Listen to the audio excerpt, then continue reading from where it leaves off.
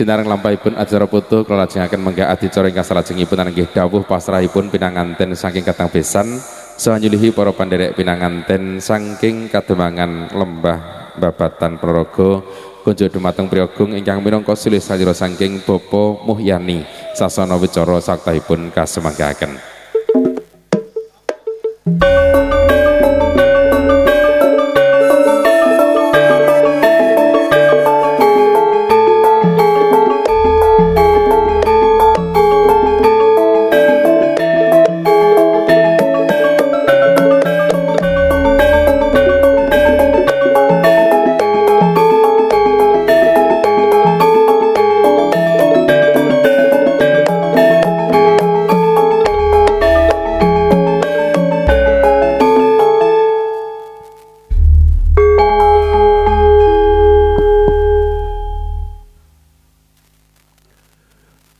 Assalamualaikum warahmatullahi wabarakatuh. Innal hamdalillahi nahmaduhu wa nasta'inuhu wa nastaghfiruh wa na'udzu billahi min syururi anfusina wa min sayyiati a'malina may yahdihillahu wa may yudlil fala hadiyalah. Asyhadu an la ilaha illallah wahdahu la syarikalah wa asyhadu anna sayyidana Muhammadan abduhu wa rasuluhu la nabiyya ba'dah. Allahumma salli wa sallim ala sayyidina Muhammad wa ala alihi wa sahbihi ajma'in. Qala ta'ala fil Qur'anil azim, bismillahirrahmanirrahim. Wa min ayatihi an khalaqalakum min anfusikum azwajan litaskunu ilaiha wa ja'ala bainakum mawaddatan wa rahmah. Inna fi dzalika laayatil liqaumin yatafakkarun. Al-ayah ma'bad. Hadratul kiram, para alim, para ulama, bapak-bapak yai, ibu-ibu nyai, bapak-bapak haji, ibu-ibu hajah ingkang rinten kalawan dalu tansah semanding kitab suci wahyu ilahi ingkang satuhu kala taati saha kala ta'zimi.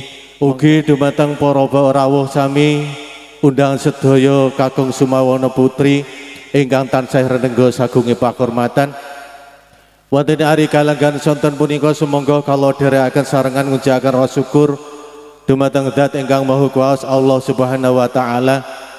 Katitik wonten kelunggaran wekdal ingkang kebak rahmati Allah kita saged sareng-sareng paring idi saha pangestu dumateng nak mas pinanganten kekalih kanthi kawontenan sehat saha wilujeng. Titipanipun nikmatipun Allah ingkang sampun dipun paringaken dumateng kita sumangga kita ikraraken sarengan kanthi wasan tahmid alhamdulillahirabbil alamin. Sholatuhu wa salamuhu katur kunjuk dumateng junjungan kita Nabiullah Rasulullah Muhammad sallallahu alaihi wasallam ingkang yekta sampun paring tarbiyah paring uswatun hasanah dumateng umatipun kanthi kita nderek-nderek ingkang dados tindak lan lampahipun. Ing pengajap cinata minangka ewanipun umat ingkang leres-leres nampi kauntungan, nampi kabejan, nampi kawilujengan, langkung-langkung syafaatipun ingkang kita tenggo-tenggo benjing wonten ing yaumul kiamah. Amin Allahumma amin. Angka tikanipun matur gunging panuwun kala aturaken dumateng kadang kala pranata cara wekdal ingkang sampun kaparingaken dhateng kawula kadhawan matur minangka kangge hanjangkepi wali matul ngurus wonten ing sonten kalenggan punika. Para wilayah sami ing riki kawula kumpawantun cumpantaka ngadeg suwan wonten ngarsa panjenengan sami awrat jejiban kawula kadhawan matur minangka sesulih sambiyanipun Bapak Muhyani saha Ibu.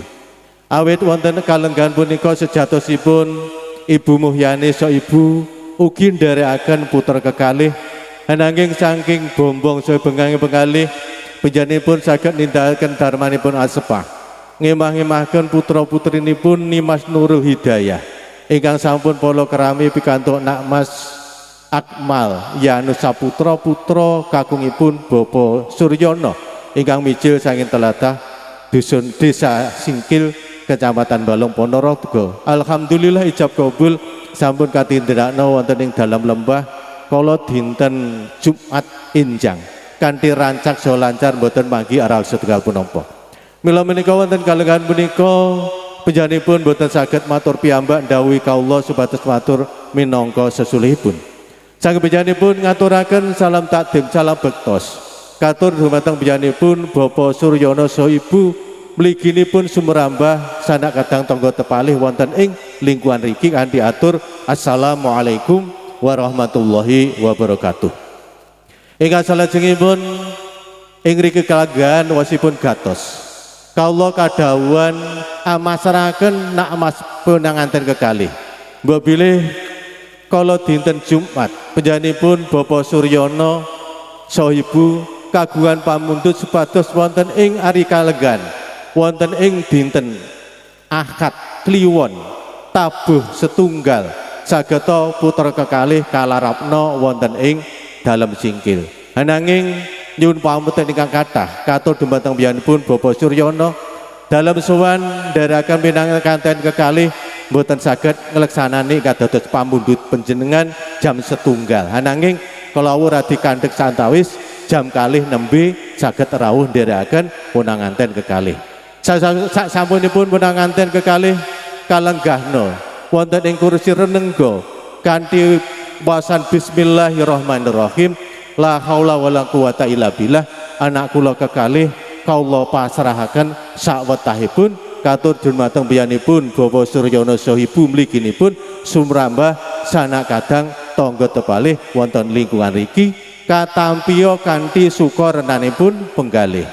Sadangunipun cumandha wonten dalam mriki pasrah borong anggenipun paring panggula wentah, anggenipun paring sesorah, anggenipun paring didian lan arahan putri putra kekalih menika mangke anggenipun anggebyur wonten ing bebrian enggal kanthi linambaran niat ingkang sae, niat ibadah, niat senderek sunah rasul. Mugi-mugi pikantuk barokah sageta mujudna keluarga ingkang sakinah mawaddah warahmah bidini wa dunya wal akhirah. Lan mugi-mugi kangge tondo tali katarsaning putra kekalih mugi-mugi kalih Gusti Allah dipun paringana momongan kakung utawi putri ingkang solih utawi solihah. Para mila menika dumateng piyambakipun Bapak Suryono mbok bilih menika mangke putra kula mliginipun Nimas Nurul Hidayah. Mbok bilih cumandha wonten dalem mriki wonten tindak tanduk wawan pangandikan ingkang boten prayogi sageta dipun imutaken.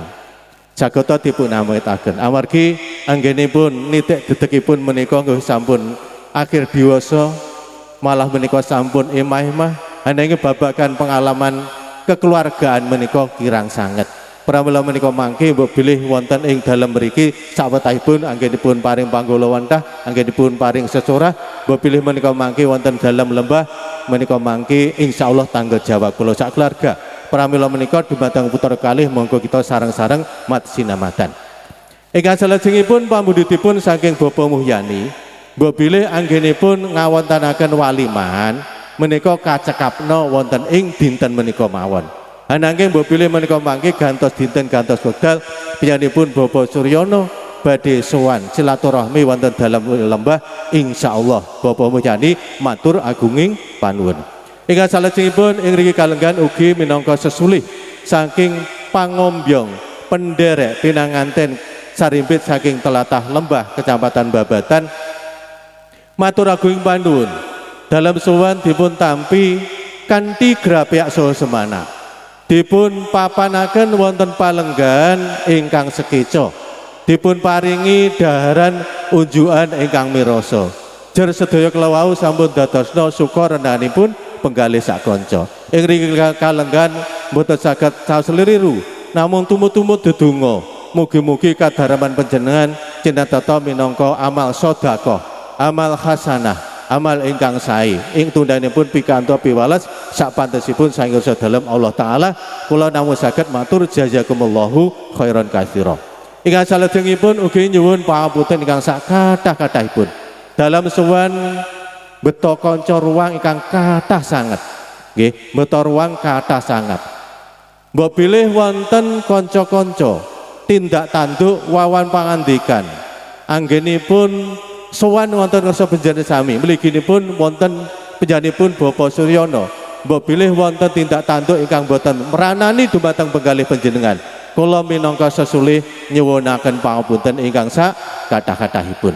Ingkang salajengipun pungkasanipun gatos wonten kalenggahan punika mbok bilih wonten para patan agung punika menangki paripurna kula sak kanca biyanipun Bapak Mulyani saha Ibu salah sedaya keluarga besar saking telatah Lembah Babatan keparang nyuwun pamit nyuwun donga saha restu panjenengan mugi-mugi lumengser kula mantuk kula milih dalam mriki ngantos dumugi dalam lembah soang-soang tansah pinayungan rahmati Allah wilujeng ngantos dumugi dalemipun soang-soang kangsa wangsulipun sapengker kula mugi-mugi piyanipun Bapak Suryana saha Ibu lan sedaya keluarga tansah dipun paringi panjang yuswa dipun paringi ana kesehatan kesarasan kawulujengan kabagas warasan lan mugi dipun paring ana rezeki yang kathah barokah kangge sak ibadah amin Allahumma amin. Mbok bilih mekaten lan semanten ingkang saged kawula aturaken purwa madya wusana wonten duna dungkaping penatur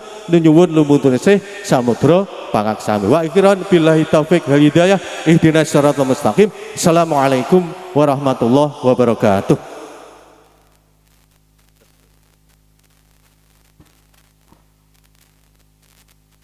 Ngaturaken maturing panuwun konjo dumateng Priyogong yang minangka sulih salira saking Bapak Mulyani dumateng panjenenganipun sugeng mitangake malih kanthi maradu martekane penggari lan monggo ngrai pasukatan ingkang sampun katur. Inggih para rawuh ingkang satunggal durmatan tungkap adicara ingkang salajengipun nggih dawah lerem utawi istirahat ing dalem adicara mangke konjo dumateng keluarga saking Pinanganten kakung ingkang kula sebat asmanipun kasuhun jengkar saking palengganipun mbok pilih pinuju mboten ngrai pasukatan ingkang saperlu hanya pinanten kalih kapundhut gambaripun ngaten nggih. Nggih ngaturaken wilujeng sonten Mbak Erna terus putih kabaripun menika. Alhamdulillah sehat. Alhamdulillah kula nggih sehat semanten ugi no. Alhamdulillah. Menika saderengipun caoslipun konjuk dumateng para tamu mbok bilih wonten pangandikan rumiyin kasumanggaken. Nggih menika saderengipun kula ngaturaken wilujeng sang cekap sonten konjuk katur menika para tamu undangan nggih. Bapak Ibu assalamualaikum warahmatullahi wabarakatuh. Waalaikumsalam warahmatullahi wabarakatuh. Ugi keluarga kadang pisan mijil saking Lembah Babatan. Lembah Babatan. Tonggoku berarti ya Mas. Oh, tonggomu? Nggih. Pun apal Pak jenengan iki? Dereng. Dereng. Oh. Nggih, menika mbok pilih saking kadang besan Lembah Babatan. Lembah Babatan wonten ngersake tembang utawi ibadah terus suwanten duet monggo Pak. Ya menika dereng wonten request masih plek. Nggih, dipun rantos sebelum mangke wonten panjenengan. Koleksi rumiyin nggih. Nggih, monggo dipun aturaken. Sinambi menika ngrantos mapilih mangke wonten request tembangan monggo. Serengan menika madu para musik. Tunggal tembang.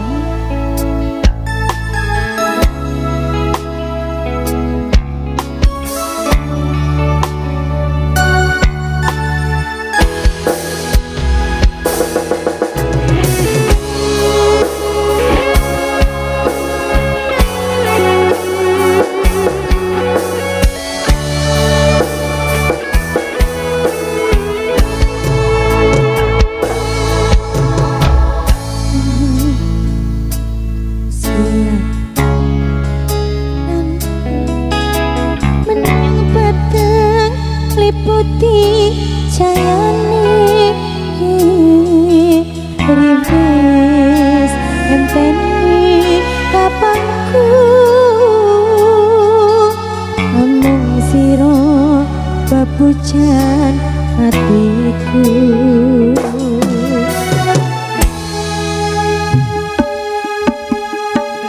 Mas esemu tansah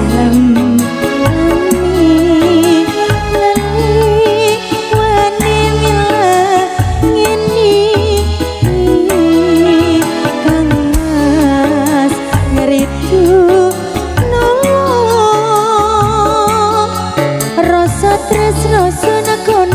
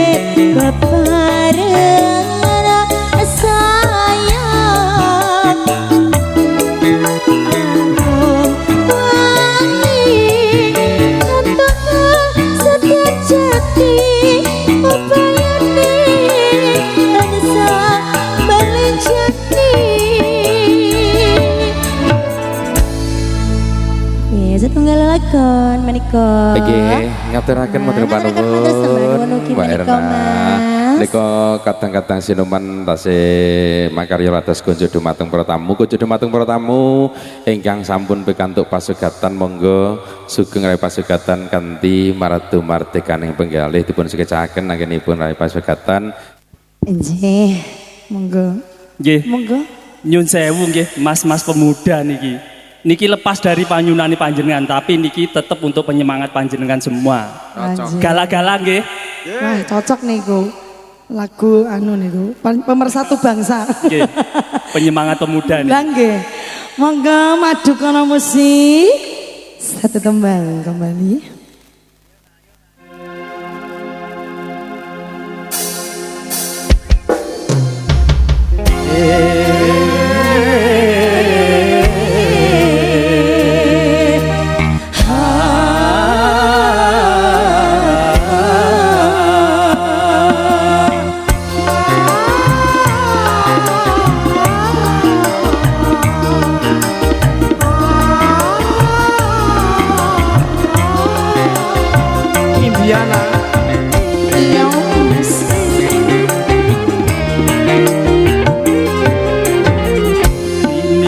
Telah kembali padamu kasih, setelah lama ku tinggal pergi.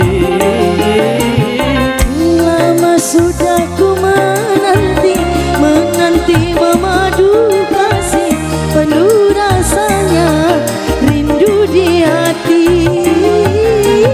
Oh, tiada terkira rindu segala-galanya. Oh, tiada terkira rindu segala-galanya. Oh, tiada terkira rindu segala-galanya. Oh, tiada terkira rindu segala-galanya. Apa Pak Ben kata-kata? New Madukoro. Sok Mas.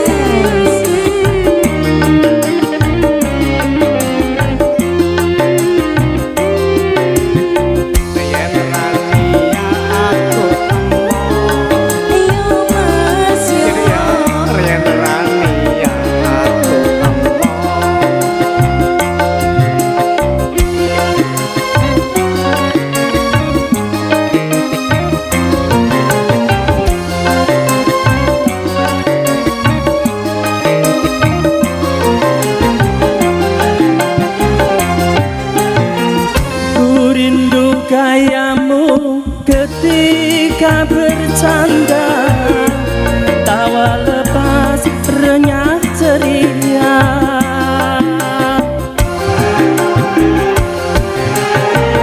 Ku rindu gayamu ketika bermanja, meluluhkan segenap jiwa.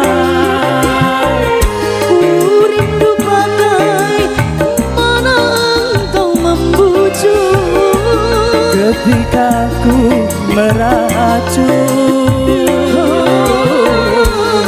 rindu bagai mana kau mengasihi. ketika ku bersedih, kini ku telah kembali padamu kasih, setelah lama ku tinggal pergi. Sudah ku menanti memadu kasih, penuh rasanya rindu di hati. Oh, tiada terkira rindu segala-galanya. Oh, tiada terkira rindu segala-galanya. Oh, tiada terkira rindu segala-galanya. Oh, tiada terkira rindu segala-galanya. Lagi ya. Maju korong.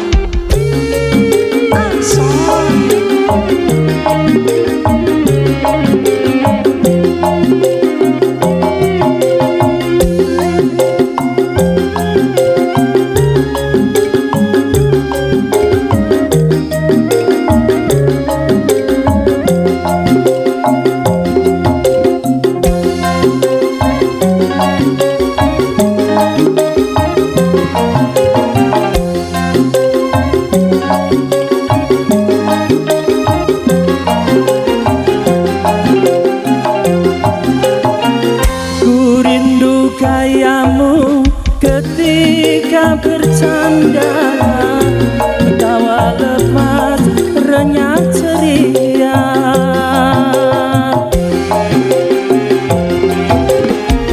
Ku rindu kayamu ketika bermanja, meluluhkan segenap jiwa. Ku rindu bagaimana engkau membujuk Ketika ku merajuk, Ku rindu bagaimana kau mengasihi ketika ku bersedih. Kini ku telah kembali padamu kasih. Setelah lama ku tinggal pergi.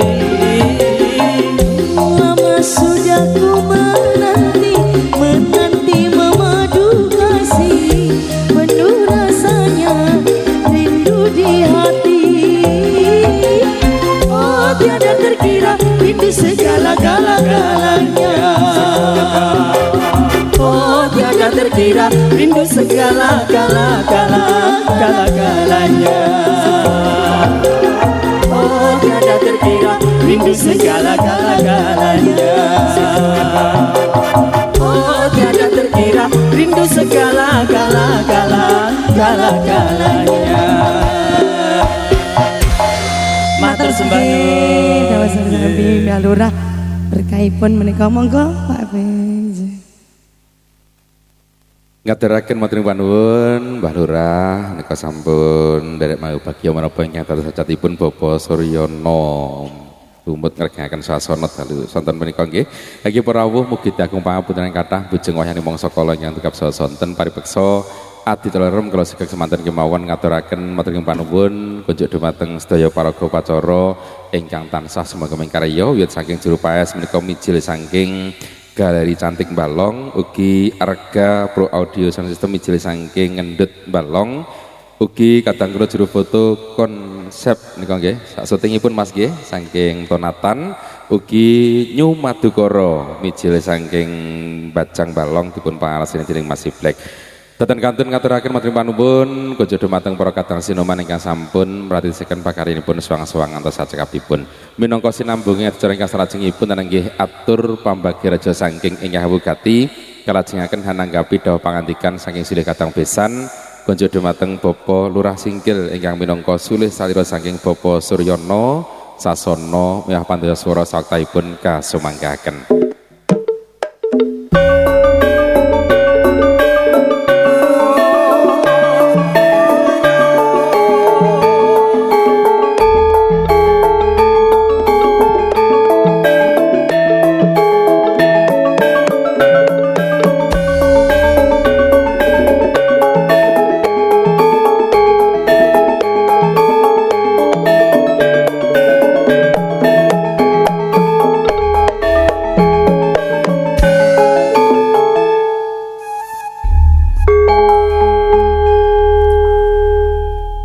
Assalamualaikum warahmatullahi wabarakatuh.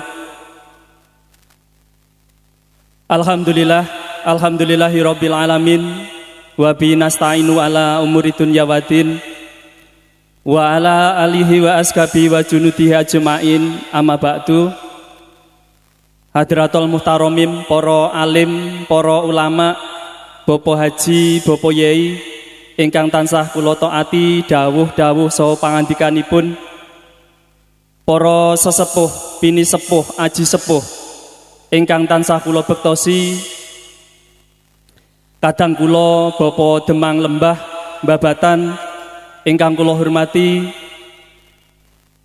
panjenenganipun Bapak Muhyani dalasan sedaya pangombyong Sri Atmaja Pinanganten Sarimbit saking Kademangan Lembah Babatan Ponorogo ingkang kula hormati ugi Bapak Ibu undangan ingkang kinurmatan, para kadang muda taruna ingkang tansah kula tresnani.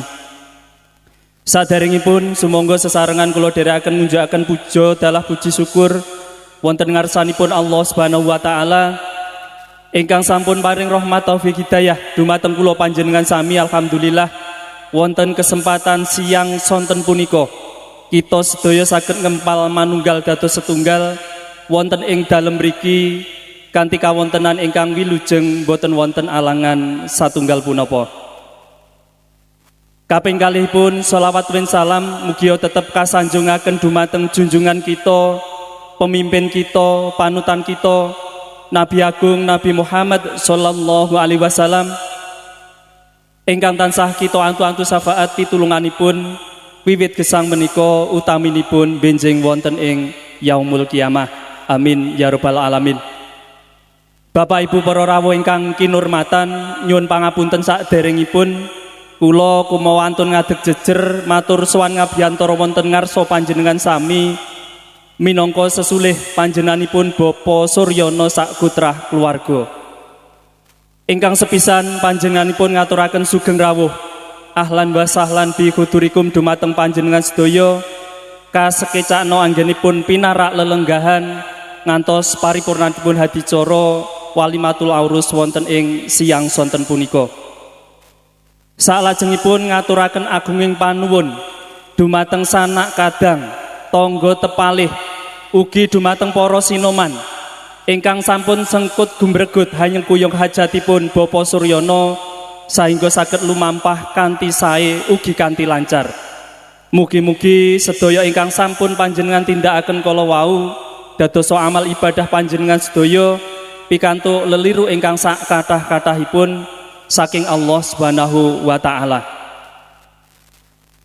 Salajengipun sejatosipun Bapa Suryono sak gotrah keluarga sampun ngudidaya sak kekiyatanipun anggenipun badhe nampi rawuh panjenengan sedaya. Ewa semanten sadar sanget bilih anggenipun nampi rawuh panjenengan kathah kekiranganipun. Pramila punika saking sedaya kekirangan kala wau sae kirang palenggahan pahormatan minggahipun dhateng pasegahan mawantu-wantu nyuwun pangapunten ingkang sak kathah-kathahipun. Wondene wigatosipun atur bilih panjenengan sedaya wonten ing wekdal punika dipun aturi rawuh wonten ing dalem mriki saperlu dipun suwuni berkah pangestu kawilujenganipun. Bilih wonten ing wekdal punika Bapa Suryono Ibu Maniyem kagungan hajat ngunduh Sri Atmaja Pinanganten Sarimbit. Inggih punika Mas Akmal Yanu Saputra kalian Mbak Nurul Hidayah putra putri panjenenganipun Bapa Muhyani Ibu Sukirah ingkang mijil saking Kademangan Lembah Babatan Ponorogo. Mugi-mugi Mas Akmal kalian Mbak Nurul anggenipun amjur samudranipun bebrayan dadosa keluarga ingkang sakinah mawadah warahmah enggal dipun paringi momongan ingkang soleh-solehah kasembadan sedaya ingkang dipun idam-idamaken. Amin amin amin ya rabbal alamin. Bapak Ibu para rawuh ingkang kinurmatan, saklajengipun keparenga ing mriki kula badhe nampi dawuh pangandika sesulih pangombyong Sri Atmaja Pinanganten Sarimbit saking Kademangan Lembah Babatan Ponorogo. Menawi boten sisip anggen kula mirengaken ingkang sepisan kala wau ngaturaken salam bektos. Ing mriki salamipun kula tampi kanthi wangsulan Waalaikumsalam warahmatullahi wabarakatuh. Salajengipun kanthi ucapan bismillahirrahmanirrahim la haula wala quwata illa billahil aliyil azim pasrahipun Sri Atmaja Pinanganten Sarimbit kula tampi kanthi sukurenanipun penggalih. Kula aken lan kula rengkuh kados dene anak kula piyambak ing babagan panggula wentah menawi wonten ing griya mriki sak gaduk-gaduk keluarga ingkang badhe paring seserepan. Menawi wonten dalem ler dalem lembah dumateng Bapa Muhyani keluarga saha lingkungan wonten mrika ingkang badhe paring seserepan. Salajengipun kala wau ngaturaken kalepatan. Babakan kalepatan menika dumawah sami-sami. Lan matur sembah nuwun sedaya pangalembonanipun mugi Gusti Allah ingkang badhe paring piwales.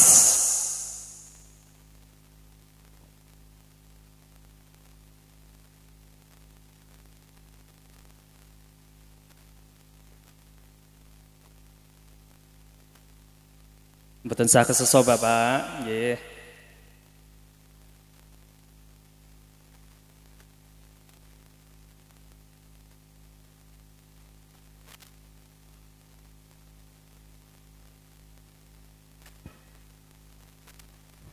Kala wau ugi wonten pamundutan bilih terteranipun manten menika kacekapana wonten ing dinten punika kemawon. Keluarga saking singkil namung nderekaken bapa menawi pinanganten sarimpit ugi mbok bilih kangen Rama saha ibunipun 24 jam griya singkil terbuka untuk temanten berdua. Ingkang pungkasan badhe nyuwun pamit saking kula minangka sesulih ngaturaken sugeng tindak sugeng kondur mugi-mugi lampah panjenengan wiwit saking griya singkil mriki wonten tengah margi ngantos dumugi dalem lembah babatan tansah jinangkung rahayu wilujeng boten wonten alangan punapa-punapa amin ya robbal alamin. Bapak Ibu para rawuh ingkang kinurmatan mekaten lan semanten ingkang saged kula aturaken saking kula pribadi wonten tumpang soh anggen kula matur nyuwun pangapunten billahi taufik wal hidayah. Wassalamualaikum warahmatullahi wabarakatuh.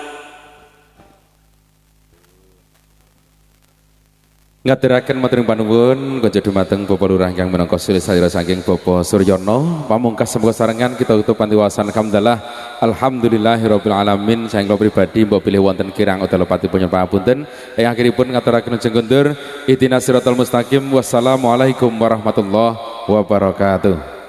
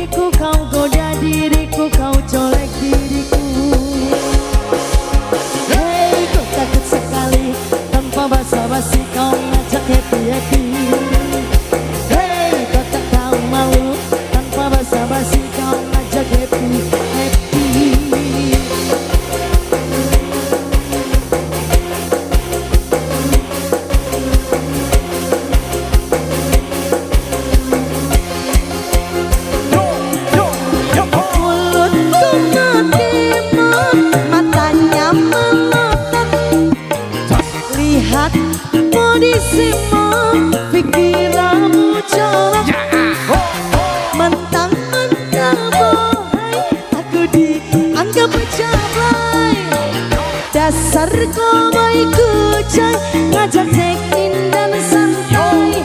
Sorry, sorry, sorry Jack, jangan remehkan aku. Sorry, sorry, sorry boy, ku bukan cewek budak.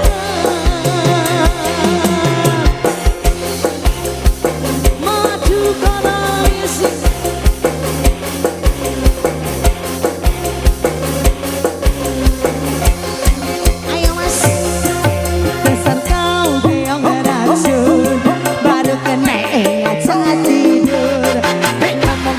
sopan santun, kau anggap aku ayam kampung. Kau rayu diriku, kau goda diriku, kau colek diriku. Hei, ku takut sekali tanpa basa-basi kau ngajak happy-happy. Hei, kau tak tahu malu tanpa basa-basi kau ngajak happy-happy.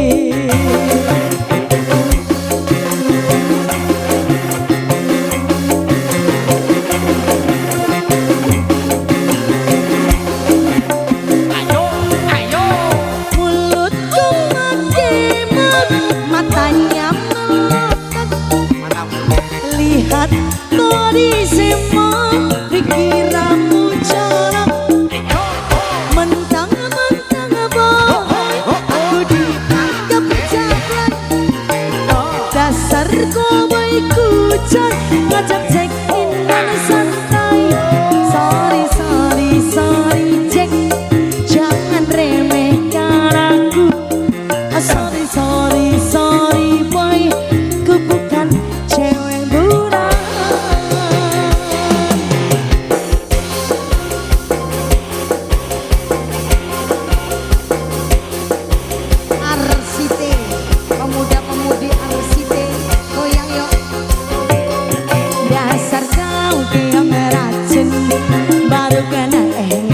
tidur. Enggak sopan santun, kau anggap aku ayam kampung. Kau rayu diriku, kau goda diriku, kau colek diriku. Hey, ku takut sekali tanpa basa-basi kau ngajak happy-happy. Hey, kau tak tahu malu tanpa basa-basi kau ngajak happy-happy.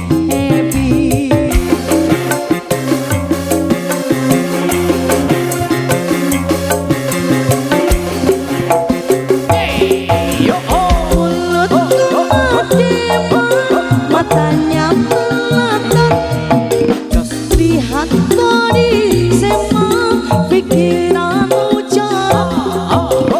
Mentang-mentang baik, aku dianggap jablay. Dasar cowboy, ku cai ngajak check in dan santai. Oh sorry, sorry, sorry cek, jangan remehkan aku. Sorry, sorry, sorry boy, ku bukan cewek murahan. Dasar kau yang racun, baru kena ngajak tidur. Sopan dan santun, kau anggap aku ayam kampung. Kau rayu diriku, kau goda diriku, kau colek diriku. Hei, kau takut sekali tanpa basa-basi kau ngajak happy-happy. Hei, kau tak tahu malu tanpa basa-basi kau ngajak happy-happy.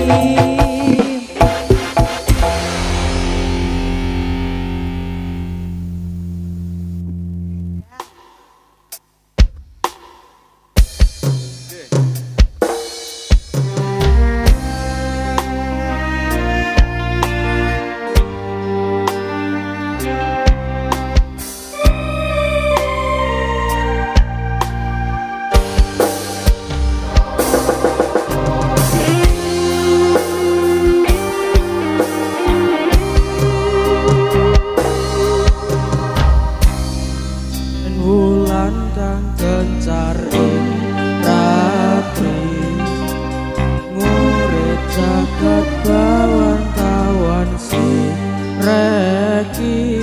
Sayang tabungan renggo tresno nyanding sliramu, kenyo manis sesuk yaku